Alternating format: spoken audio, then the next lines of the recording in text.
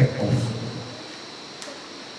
Waktu masih menunggu pesawat mau terbang atau take off, tiba-tiba sang pilot bilang begini, saudara-saudara, kami minta bagi para penumpang, ada di antara saudara yang berbesar hati untuk satu orang segera turun dari pesawat. Karena tempat yang saudara duduk saat ini akan diberikan kepada salah satu orang penumpang yang lain. Pertanyaan saya adalah, kira-kira kalau kita ada di dalam pesawat itu, saudara mau nggak berdiri untuk saudara memberikan kepada saudara? Ada nggak saudara di antara kita yang mau tiba-tiba langsung bilang, Pak Pilot, saya aja, saya mau turun, biar tempat saya dikasih orang. Saya yakin tidak akan ada orang yang mau merelakan tempat duduknya untuk ditempati orang lain. Karena semua penumpang pasti mempunyai kebutuhan yang sama, bahkan urusan yang sama, bahkan lebih. Yaitu dia kepingin supaya dia cepat sampai di kota tujuan, sehingga dia tidak akan pernah merelakan tempat duduknya untuk diduduki orang lain. Kalau saya ada di pesawat itu, saya juga salah satu orang yang tidak akan berdiri dan memberikan tempat duduk. Betul? Akhirnya sang pilot melihat tidak ada satu penumpang yang mau berdiri keluar. Akhirnya sang pilot panggil petugas, pilih salah satu penumpang, tarik dengan paksa, usir keluar dari pesawat. Akhirnya saudara cak cicuk, terpilihlah saudara. Saudara tiba-tiba ditarik dengan paksa, Bapak keluar cepat. Tempat ini akan diduduki oleh salah satu pejabat negara. Bapak harus turun. Saya yakin saudara tidak akan rela. Betul? Saudara akan marah, akan komplain, akan protes. Mungkin kalau bisa sampai ke presiden. Hak saya diambil. Saudara tidak akan pernah terima. Ini namanya berkorban terpaksa. Di akhirnya tempat yang harusnya diduduki dan diambil oleh orang lain. Dan saya percaya itu bukan sebuah sukarela, tetapi terpaksa. Berkorban yang terpaksa. Dan tidak ada yang mau berkorban sukarela. Hari ini saya mau bicara tentang satu tokoh yang dia rela berkorban, bukan terpaksa. Hari ini kita peringati, yaitu Yesus, yang tidak dipaksa-paksa. Bapaknya paksa, kamu turun dari surga, cepat ke bumi, selamatkan manusia. Tidak ada pemaksaan. Betul? Hari ini kita mau bicara tentang pribadi Yesus namanya. Saya nggak tahu berapa banyak di antara kita yang duduk di kereta, melihat mungkin di kereta itu orang tua yang berdiri, tapi saudara tega biarkan dia terus berdiri. Siapa yang sering naik kereta? Pasti pernah lihat. Tapi saya yakin saudara mungkin tidak dapat kerak hati memberikan kepada orang itu berdiri kepada saudara. Mungkin ada wanita hamil berdiri. Tapi itu pun kadang kita cuek, seakan-akan kita nggak lihat. Pasang itu apa tuh di telinga? Sebelir. Pokoknya belaga buta, belaga budak, belaga buta. Tapi saya mau kasih tahu bahwa Tuhan kita Allah yang tidak pernah belaga buta dan belaga budak. Itulah Yesus. Ketika dia mendapat mandat dari Bapa di sorga, dikatakan harus turun ke bumi. Karena kita berkata upah dosa adalah maut. Tidak ada satu yang bisa menebus dari kesalahan selain kematian. Manusia berusaha untuk menebus dosa itu dengan berkorban pakai darah domba. Makanya dalam perjanjian lama, bangsa Israel harus setahun sekali mengorbankan persembahan darah di bait Allah. Harus disembelih. Korban darah harus ada yang mati sebagai penebus dosa.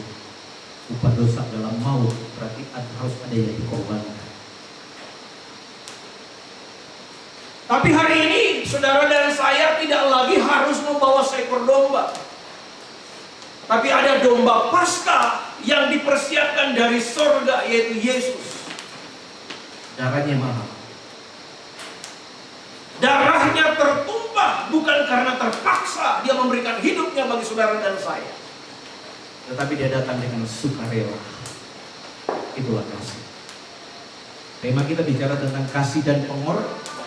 Kasih itu tidak ada paksa. Tidak ada paksaan. Kasih selalu bicara tentang sukarela dan mau berkorban. Tidak ada cinta yang tanpa pengorbanan. Cinta tanpa pengorbanan adalah cinta palsu. Cinta monyet. Gitu ya. Tapi saya percaya bahwa kita mau belajar malam ini supaya kita betul-betul punya cinta yang seperti Kristus. Kasih yang agapau. Kasih yang agape. Minggu kemarin saya membahas tentang kasih yang agape. Nah, saya tidak akan mengulang tentang kisah itu, tetapi saya akan melihat dari sudut pandang yang lain. Firman Tuhan yang kita baca hari ini terdapat di dalam Markus pasal 15. Ya. Paskah, Jumat Agung hari ini kita peringati sebagai hari kematian Tuhan Yesus. Kita lihat di dalam Markus pasal 15, kita baca ayat 33 sampai ayatnya yang ke-34. Markus 15 ayat 33 sampai 34. Saya hari ini malam ini nggak panjang khotbah karena kita termasuk perjamuan kudus. Ada beberapa poin penting saja yang menjadi catatan dan perenungan buat kita malam ini dalam momentum Jumat Agung. Amin. Ya, kita baca ayat 33 sampai ayat 34. Kita baca bersama-sama dengan nada yang keras. Ayat 33 dan 34. 2, 3. Pada jam 12 kegelapan meliputi seluruh daerah ini dan berlangsung sampai jam 3. Dan pada jam 3 berserulah Yesus dengan suara nyaring, Eloi, Eloi, lama sabachthani, yang berarti, Allahku, Allahku, mengapa engkau meninggalkan aku? Sampai di sini. Saudara, saya rasa firman Tuhan yang saya sampaikan hari ini bukan kali pertama saya membahas tentang peristiwa ini. Hampir setiap kita memperingati Jumat Agung, saya selalu bicara tentang peristiwa kematian Tuhan Yesus. Kalau ditanya, kenapa Yesus mau mati? Kenapa Yesus mau mati? Bapak Ibu Saudara, satu alasan atau jawaban, karena kasih. Amin. Kalau dia tidak mengasihi kita, dia tidak mungkin mau mati. Apakah tujuan Yesus datang ke dunia ini harus mati? Iya. Kalau orang bertanya, kenapa Yesus bisa mati? Bukankah dia Tuhan? Ya, dia Tuhan 100%. Dan juga dia 100% manusia yang datang ke dunia. Kenapa dia harus mati? Karena kematian adalah satu-satunya cara. Kematian adalah satu-satunya jalan.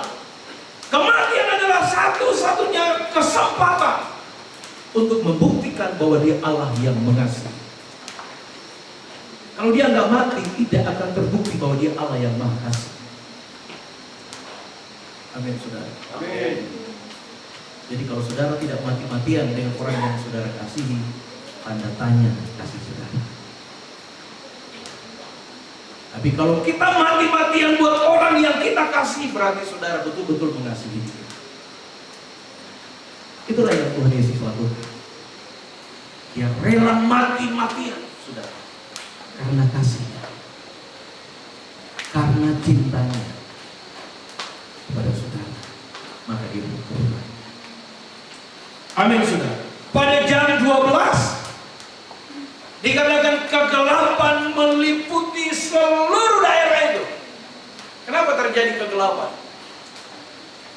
Pertanyaannya, kenapa terjadi gerhana yang begitu hebat? Kegelapan menutupi daerah itu karena di daerah itu ada orang-orang yang telah melenyapkan dan mematikan terang. Yesus berkata, akulah terang dunia. Amin. Tapi tiba-tiba orang mau memadamkannya, sudah. Dunia mau memadamkan terang itu. Sehingga apa yang terjadi ketika Yesus dipadamkan? Terjadilah kegelapan. Haleluya. Nggak heran anak Tuhan kenapa kelakuannya kok nggak berubah? Kenapa anak Tuhan kelakuannya kok hidup dalam dosa? Kenapa, saudara? Pertanyaan. Karena mungkin terang itu hampir padam. Amin. Hati-hati dengan terang yang ada dalam hidup kita. Bukankah Tuhan berkata kamu adalah terang dunia? Amin. Bangkitlah. Yesaya pasal 60 berkata, bangkitlah menjadi terang dan terang Tuhan terbit atas. Saudara, Tuhan menyinari kita dengan kasih-Nya, terangnya, maka kita pun bercahaya bersih. Jangan biarkan terang itu padam, saudara. Firman Tuhan berkata, jangan sampai matahari terbenam. Pernah dengar baca itu? Amarah kita nggak boleh sampai matahari terbenam. Artinya bukan sampai sore. Saya udah ulang-ulang bilang, bicara matahari terbenam itu nggak bicara tentang pagi sampai malam. Bukan. Tapi bicara jangan sampai kegelapan menguasai pikiran kita. Jangan sampai terang itu hilang dari hidup kita. Amin, saudara. Karena kalau terang itu hilang, orang percaya kehilangan terang itu, maka dikatakan manusia, hidup kita akan mengalami kegelapan. Pikiran kita akan dikuasai kegelapan. Kegelapan yang menguasai hidup kita sehingga waduh kacau hidup kita, saudara. Itu sebabnya jangan pernah biarkan kekosongan itu terjadi dalam hidup kita. Jangan berikan ruang di hidup kita kekosongan itu dikuasai kegelapan. Biar setiap ruang-ruang yang ada di hidup kita terangi dengan firman. Amin. Tanganmu, jangan berikan ruang di tangan kita untuk tinggal dalam kegelapan. Jangan berikan ruang kepada kakimu untuk tinggal dalam kegelapan. Jangan berikan ruang untuk mulutmu tinggal dalam kegelapan. Jangan pernah berikan kepalamu ruang untuk tinggal dalam kegelapan. Tapi seluruh hidup kita tidak ada ruangan untuk kegelapan saja. Tapi kita terus diterangi oleh firman. Alkitab berkata ketika terang itu hilang, maka seluruh daerah itu sudah dikatakan apa? Mengalami kegelapan sampai jam 3. Ketika Yesus mati kita tahu bersama kegelapan terjadi. Bukan cuma gelap, apalagi yang terjadi sudah. Tapi Yesus mati, gempa, betul. Bumi bergetar sudah. Sampai bumi aja bergetar. Sampai tirai, saudara tahu tirai ya?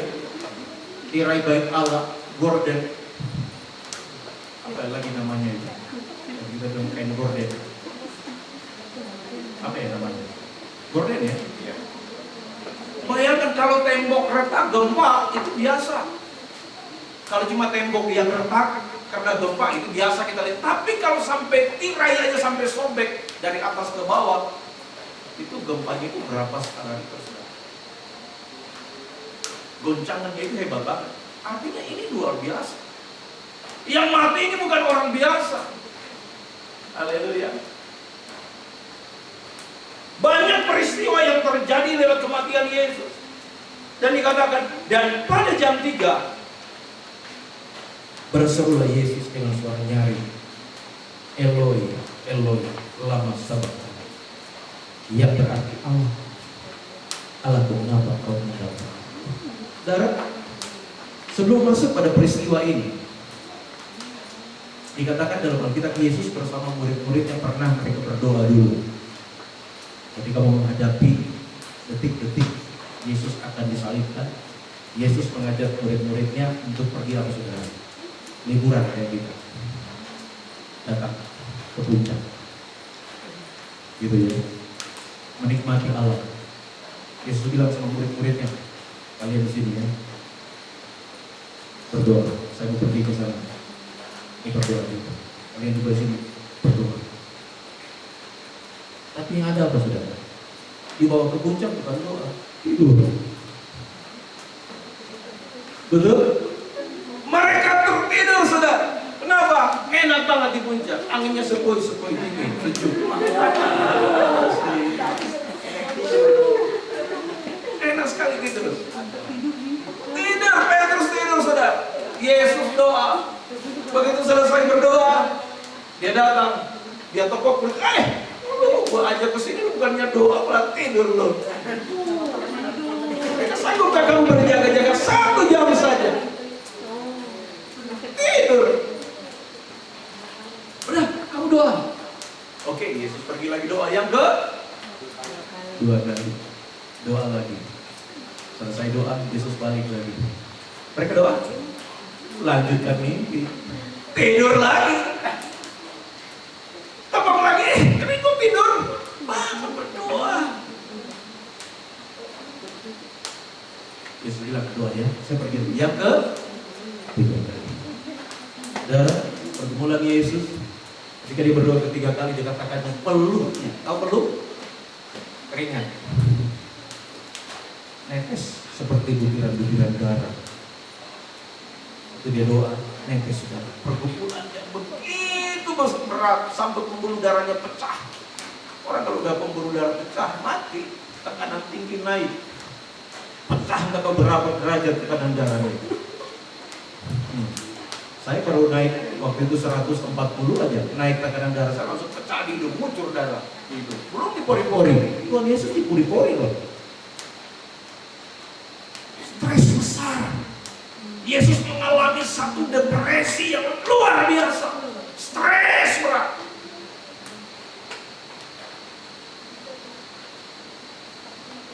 Kenapa Yesus stres berat? Ada yang bilang, Yesus ngecut.